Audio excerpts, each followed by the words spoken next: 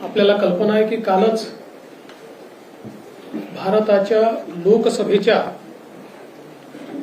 निवडणुकांचे आणि काही विधानसभेच्या निवडणुकांचे निकाल आले। पहिल्यांदा तर मी देशभरातल्या भाजपच्या आणि एनडीएच्या कार्यकर्त्यांचं आणि देशाच्या जनतेचे आभार मानतो की पंडित नेहरूंनंतर पुन्हा एकदा तिसऱ्यांदा देशाचे पंतप्रधान बनण्याचा आशीर्वाद हा माननीय मोदीजींना जनतेने दिला। कार्यकर्त्यांच्या प्रयत्नामुळे आणि जनतेच्या आशीर्वादामुळे तो मिळाला आणि भारतामध्ये एनडीएचं सरकार येत आहे आणि 62 नंतर पहिल्यांदा असं घडतंय। त्यामुळे हा एक अतिशय ऐतिहासिक अशा प्रकारचा क्षण आहे। त्याबद्दल जनतेचे मी आभार मानतो। त्याचवेळी ओरिसामध्ये पहिल्यांदा भारतीय जनता पक्षाच्या नेतृत्वातलं सरकार तयार होणार आहे। आंध्र प्रदेशमध्ये देखील चंद्राबाबूंच्या नेतृत्वात एनडीएच्या सरकारला लोकांनी पसंती दिली। अरुणाचलमध्ये तर भाजपचं सरकार पुन्हा निवडूनच आलं। त्यामुळे विधानसभेच्या निवडणुकीतही जनतेने एनडीएला आणि भारतीय जनता पक्षाला मोठा कौल दिला। याबद्दल देखील मी जनतेचे आभार मानतो। हे सगळं होत असताना एक गोष्ट अजून लक्षात घेतली पाहिजे की जी इंडिया आघाडी तयार झाली होती त्या संपूर्ण इंडिया आघाडीला जेवढ्या जागा मिळाल्या त्यापेक्षा जास्त जागा या एकट्या भारतीय जनता पक्षाला देशामध्ये मिळालेल्या आहेत। त्यामुळे सर्व लोकांनी एकत्रित येऊन एक मोठा नरेटिव्ह तयार करण्याचा प्रयत्न केला तरी देखील भारतीय जनता पार्टी ही त्यांच्यापेक्षाही मोठी राहिली आणि भारतीय जनता पार्टी आणि एनडीएचे घटक पक्ष मिळून या ठिकाणी सरकार हे तयार होत आहे। महाराष्ट्रामध्ये आम्हाला अपेक्षित यश मिळालेलं नाही, किंबहुना आमच्या अपेक्षेपेक्षा खूप कमी जागा या महाराष्ट्रामध्ये आम्हाला मिळालेल्या आहेत। महाराष्ट्रात खरं म्हणजे आमची लढाई ही जशी महाविकास आघाडीच्या 3 पक्षांची होती तशी काही प्रमाणात नरेटिव्हची लढाई ही देखील आम्हाला मोठ्या प्रमाणात करावी लागली, ज्याच्यामध्ये संविधान बदलणार असा जो एक नरेटिव्ह तयार करण्यात आला होता तो नरेटिव्ह निश्चितपणे ज्या प्रमाणात थांबवता यायला पाहिजे होता त्या प्रमाणात आम्ही थांबवू शकलो नाही हे देखील खरं आहे।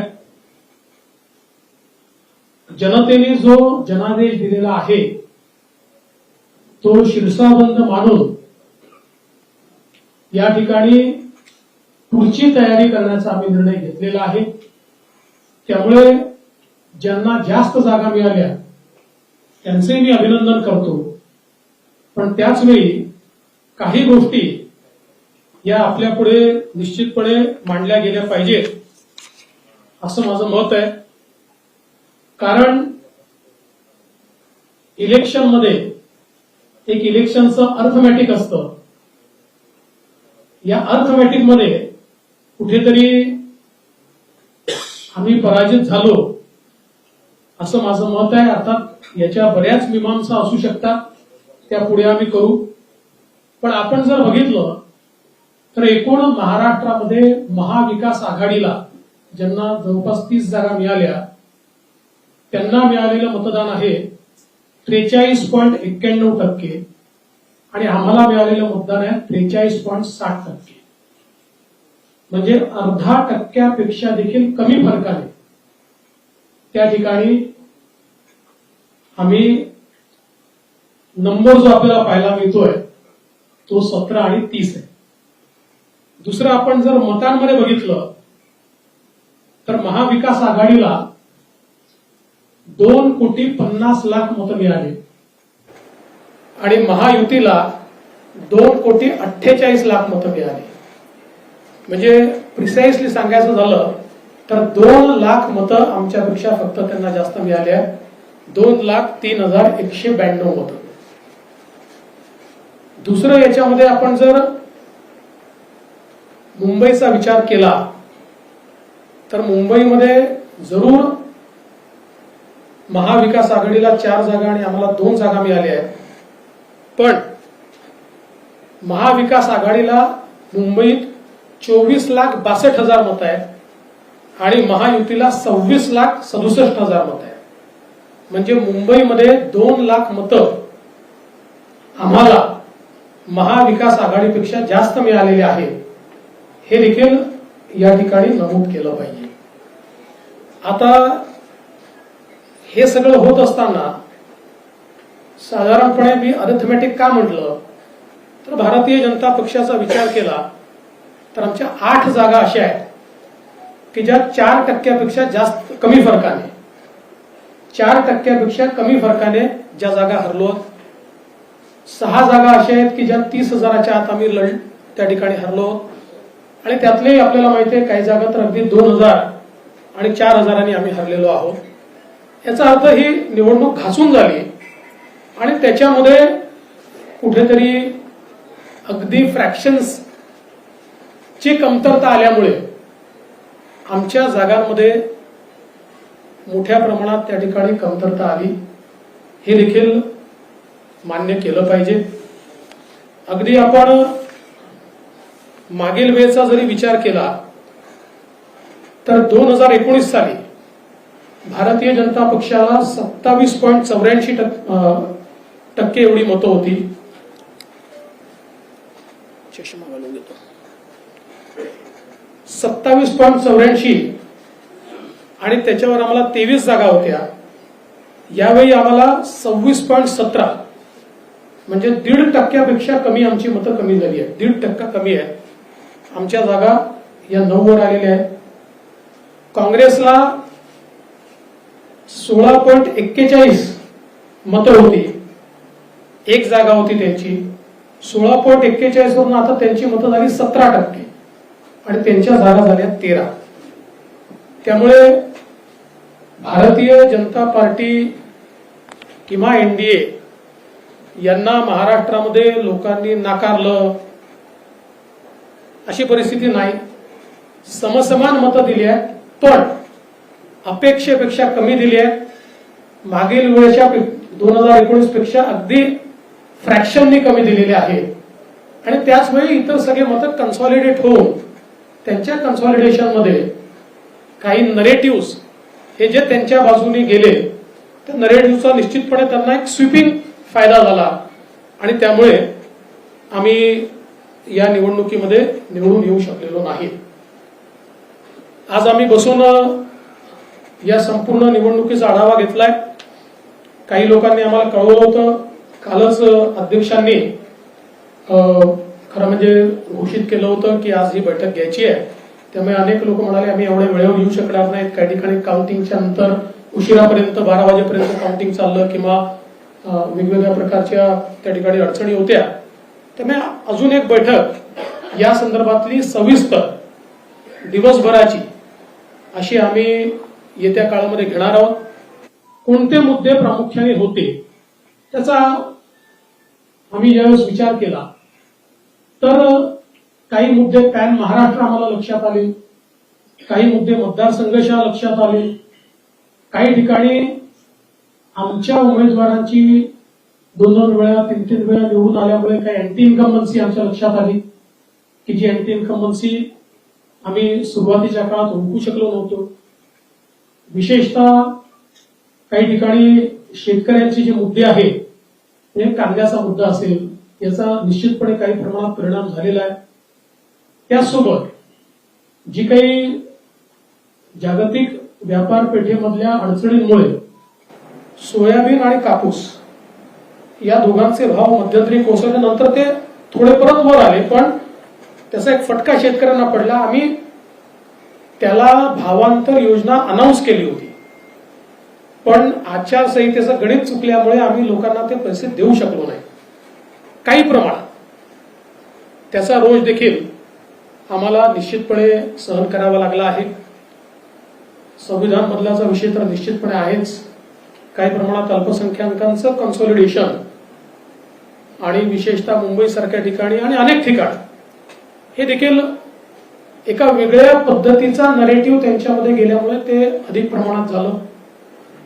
काही भागामध्ये मराठा आरक्षणाच्या मुद्द्यावर ज्या प्रकारे सरकारने आरक्षण दिल्यानंतर देखील त्या ठिकाणी एक नरेटिव्ह तयार करण्यात आला, तो मला असं वाटतं की आम्ही इफेक्टिव्हली उत्तर देऊ शकलो नाही आणि त्याच्यामुळे त्याचा देखील एक फटका हा निश्चितपणे आम्हाला पडला आणि विशेषतः मराठवाड्यामध्ये हा फटका आम्हाला त्या ठिकाणी निश्चितपणे पडला. पण त्याहीपेक्षा मला असं वाटतं की मराठवाड्यामध्ये म्हणजे त्याच्यासोबतच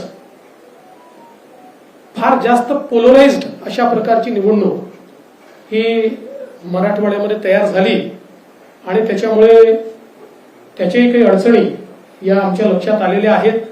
त्याची काय सुधारणा केली पाहिजे ती निश्चितपणे आम्ही करू आणि इफेक्टिव्हली जे काही काम आपण केलेलं आहे त्या संदर्भात लोकांपर्यंत पोहोचवण्याचा प्रयत्न आम्ही करू.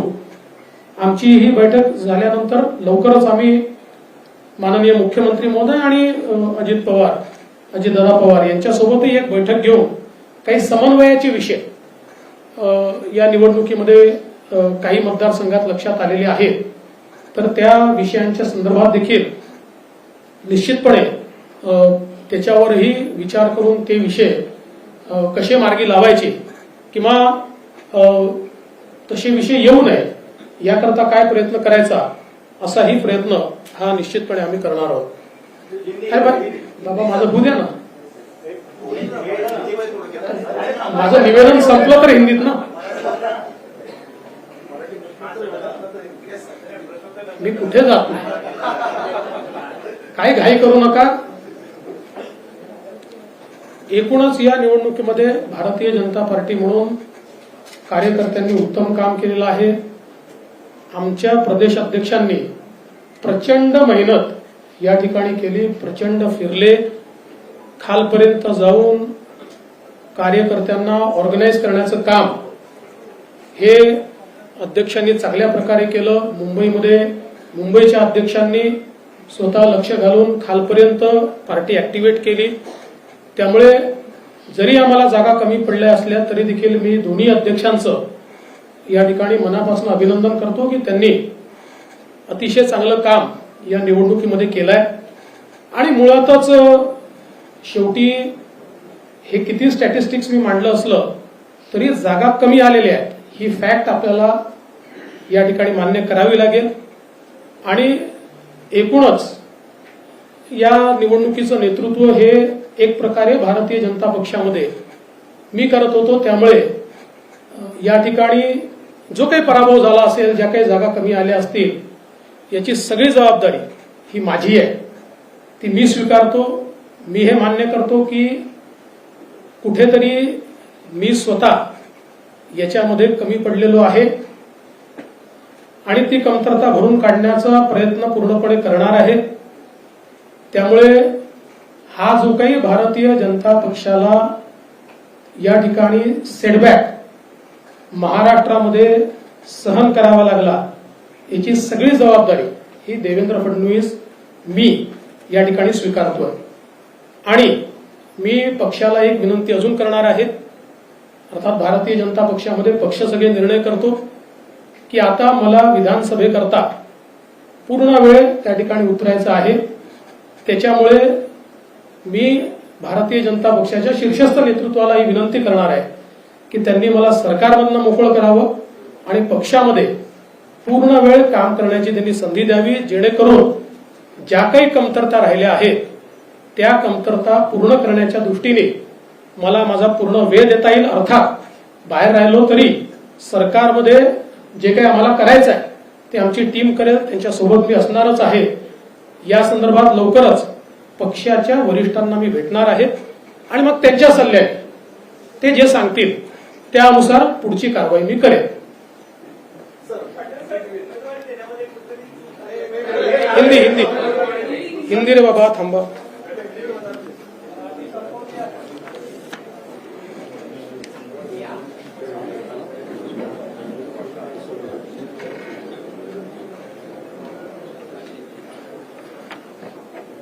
कल लोकसभा के चुनाव संपन्न हुए हैं और लोकसभा के चुनाव में तीसरी बार भारतीय जनता पार्टी के नेतृत्व में एनडीए की सरकार को और मोदी जी को भारत की जनता ने आशीर्वाद दिए. भारत की जनता का मैं आभार व्यक्त करता हूं. विशेष रूप से नेहरू जी के बाद यानी 1962 के बाद मोदी जी ऐसे पहले प्रधानमंत्री होंगे जो तीसरी बार लगातार देश के प्रधानमंत्री बन रहे हैं. एक नया रिकॉर्ड मोदी जी इस चुनाव में कायम कर रहे हैं. इसलिए महाराष्ट्र की ओर से मोदी जी का भी हम लोग आभार व्यक्त करते हैं. और उसके साथ साथ देश में अरुणाचल प्रदेश और उड़ीसा ये दो जगह की विधानसभाओं में लोगों ने भारतीय जनता पार्टी को पूर्ण बहुमत दिया, हमको चुनकर दिया. और आंध्र प्रदेश में चंद्रबाबू नायडू के नेतृत्व में एनडीए को पूर्ण बहुमत दिया. इसके लिए भी वहां के जनता का मैं बहुत बहुत आभार व्यक्त करता हूं. मैं ऐसा मानता हूं कि देश में अच्छे रिजल्ट यहां पर आए, लेकिन महाराष्ट्र में निश्चित रूप से कुछ कमी रही है. जिस प्रकार से 2014 में और 2019 में हम महाराष्ट्र को मोदी जी के पीछे खड़ा कर पाए, उसमें एक बड़ी कमी इस चुनाव में आई है. और भारतीय जनता पार्टी को जिस प्रकार की अपेक्षा थी उस प्रकार की सीटें इस चुनाव में नहीं मिल पाई. हम लोगों का मानना ऐसा है कि इसके कई कारण हैं, लेकिन उन कारणों की ओर जाने से पहले मैं ये स्पष्ट कर देना चाहता हूं कि ये नैरेटिव बिल्कुल गलत है कि महाराष्ट्र में लोगों ने महाविकास आघाड़ी को चुना है और भारतीय जनता पार्टी और महायुति को रिजेक्ट किया है. अगर हम आंकड़े देखें तो हमारे ध्यान में आएगा कि कुल मिलाकर महाराष्ट्र में जो महाविकास आघाड़ी थी उनको 43.91% वोट मिले हैं और एनडीए को 43.60%, 43.60%, यानी आधे प्रतिशत से भी हम पीछे, कम वोटों से हम लोग पीछे हैं. तो इसका मतलब यह है कि दोनों को लोगों ने समान वोट दिए हैं, कहीं पर भी हमको रिजेक्ट किया है, इस प्रकार की परिस्थिति नहीं है. अगर हम इसको वोटों में तब्दील करें तो महाविकास आघाड़ी को 2,50,00,000 वोट मिले हैं और हमें 2,48,00,000 वोट मिले हैं. यानी मात्र 2,00,000 वोट हमको कम मिले हैं. लेकिन सीटों का अंतर इन 2,00,000 वोटों का ऐसा है, या इस आधे दशमलव का ऐसा है कि महाविकास आघाड़ी को 30 सीटें मिली है और हमें मात्र 17 सीटें मिली है. अगर हम मुंबई का विचार करें तो मुंबई में महाविकास आघाड़ी को 4 सीटें मिली और हमें 2 सीटें मिली, लेकिन मुंबई में महाविकास आघाड़ी को 24,00,000 वोट है और हमको 26,00,000 वोट है. महाविकास आघाड़ी से 2,00,000 वोट ये मुंबई में भारतीय जनता पार्टी और एनडीए ने ज्यादा लिए हुए. दूसरा एक और चीज मैं कहना चाहता हूं कि 2019 में हमको 27.84 इतने वोट मिले थे। इस बार हमारे वोट बहुत थोड़े घटे हैं। बीजेपी की मैं बात कर रहा हूं, बीजेपी को 27.84 थे, इस बार 26.17, यानी 1.25 या 1.5% वोट ये केवल हमारे कम हुए हैं। और उसमें हमारी सीटें 23 से सीधे 9 पर आई है। और वहीं अगर हम कांग्रेस का विचार करें तो कांग्रेस को 2019 में 16.41 वोट थे और एक सीट मिली थी। 16.41 से इस बार उनका प्रतिशत हो गया 17, यानी आधा % बढ़ा और उनकी सीटें 13 हुई है।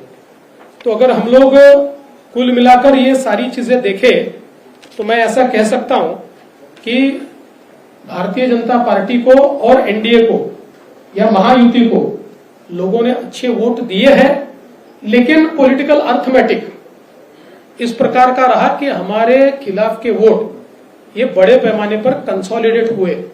और इसका परिणाम मैं अगर बीजेपी का विचार करूं तो हमारी 8 सीटें ऐसी है कि जो 4% से भी कम वोटों से हारी है। करीब 6 सीटें ऐसी है जिसमें 30,000 से कम मार्जिन से हम हारे हैं और 2,000 से 4,000 से 6,000 से हारने वाली भी सीटें हमारी है। तो मुझे ऐसा लगता है कि ये जो कंसोलिडेशन है इसको हम रोक नहीं पाए। कुल मिलाकर अगर हम इसका थोड़ा एनालिसिस भी करें तो महाराष्ट्र में महाविकास आघाड़ी की 3 पार्टियों के साथ साथ हमको एक नरेटिव के साथ भी लड़ना पड़ा और वो नरेटिव संविधान बदलने वाला नरेटिव था कि जिसने एक डैमेज हमको निश्चित रूप से किया है। इसको इफेक्टिव काउंटर हम कर रहे थे और हमको ऐसा लग रहा था कि हम इफेक्टिवली काउंटर कर रहे हैं, पर मुझे ऐसा लगता है कि हम इफेक्टिवली इसको काउंटर नहीं कर पाए, ये बात भी निश्चित है। और कई कारण, आज हमारी जो बैठक हुई, इस बैठक में इस हार के और कई कारण हम लोगों के ध्यान में आए, जिसमें विशेष रूप से कई जगह पर हमारे उम्मीदवारों की एंटी इनकम्बेंसी हम असेस नहीं कर पाए और उसके कारण 2 बार 3 बार के कई उम्मीदवार थे कि जिनको चुनाव के दरमियान हमारे ध्यान में आया कि इनके बारे में एक एंटी इनकम्बेंसी है। तो ये एक जरूर कारण रहा। हमारा जो पैच का पट्टा है उसमें जो पैच के एक्सपोर्ट के बारे में डिसीजन थोड़ा लेट हुआ, डिसीजन तो हुआ लेकिन उससे पहले सरकार पैच खरीद रही थी, लेकिन नरेटिव एक बड़ा उसमें तैयार हुआ जो उन सीटों पर हमारे कुछ वोटों को कम किया उसने, और उसका भी हम लोगों को प्रॉब्लम कुछ न कुछ पैमाने पर हुआ है। इसके साथ साथ सोयाबीन और कपास के बारे में मुझे ऐसा लगता है कि उसमें हम लोगों ने जो अनाउंसमेंट की थी कि जो भावांतर योजना के तहत हम किसानों को मदद करेंगे, उस भावांतर योजना को हम लोग आचार संहिता से पहले लागू नहीं कर पाए, लोगों को हम पैसा नहीं दे पाए। तो उसमें भी एक हम लोगों की कमी रही है। और इसके साथ साथ और भी कई कमियां हमारी हैं, जिन कमियों के ऊपर हमने विचार किया और मुझे ऐसा लगता है कि इन कारणों के चलते कुछ सीटें हमारी निश्चित रूप से कम हुई। एक हम लोग बड़ा ब्रेनस्टॉर्मिंग भी इसके ऊपर करेंगे। अभी आज हमारे कई वरिष्ठ नेता नहीं पहुंच पाए क्योंकि कल देर रात तक काउंटिंग चली है। तो हम लोग सब लोग मिलकर फिर एक बार एक ब्रेनस्टॉर्मिंग करके और विधानसभा के लिए हमारी स्ट्रेटेजी तय करेंगे। और मैं निश्चित रूप से जो आंकड़े मैंने आपके सामने रखे हैं, ये आंकड़े इस बात को प्रूव करते हैं कि जरूर महाविकास आघाड़ी को एक इमोशनल एडवांटेज इन आंकड़ों से मिला होगा, लेकिन जमीन पर आज हम मजबूत हैं और अपनी गलतियों को दूर करके वापिस लोगों के बीच जाकर हम लोग जो हमको अधिक का लोगों से आशीर्वाद चाहिए वो संपादित करने की कोशिश करेंगे। इस पूरे चुनाव में हमारे प्रदेश के अध्यक्ष बावनकुळे जी, हमारे मुंबई के अध्यक्ष आशीष शेलार जी, इन्होंने बहुत अच्छा काम किया है। मैं निश्चित रूप से उनकी प्रशंसा करता हूं। कार्यकर्ताओं ने भी जी जान से काम किया है।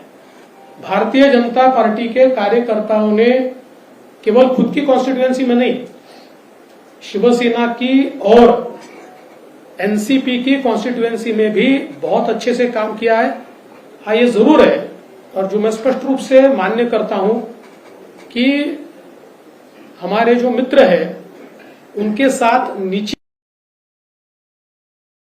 कुछ प्रश्न निर्माण हुए हैं जिसको हमें पाटना होगा, जो हमने चिन्हित किए हैं, और जल्दी ही हम लोग मुख्यमंत्री जी और उप मुख्यमंत्री जी के साथ बैठेंगे और बैठकर इसके ऊपर भी हम लोग निर्णय करेंगे। और साथ साथ महाराष्ट्र में चूंकि एक प्रकार से भारतीय जनता पार्टी की सारी जिम्मेदारी महाराष्ट्र में एक लीडर के रूप में मेरे ऊपर थी, तो ये जो हमारा महाराष्ट्र में डिबैकल हुआ है या जो हमें एक प्रकार से हार मिली है, हमारी सीटें कम हुई है, इसकी पूरी जिम्मेदारी ये मेरी है। मैं इस जिम्मेदारी को स्वीकारता हूं। कहां कमियां रही है उसको पूरा करने की कोशिश करूंगा। मैं भागने वाला आदमी तो हूं नहीं, और जोरों से मैदान में उतरूंगा और हमारी पूरी पार्टी को साथ में लेकर हम लोग वापस नई स्ट्रैटेजी तैयार करेंगे, और नई स्ट्रैटेजी तैयार करके हम लोग जनता के बीच जाएंगे। जनता का जो विश्वास है उस विश्वास को हम लोग संपादित करेंगे।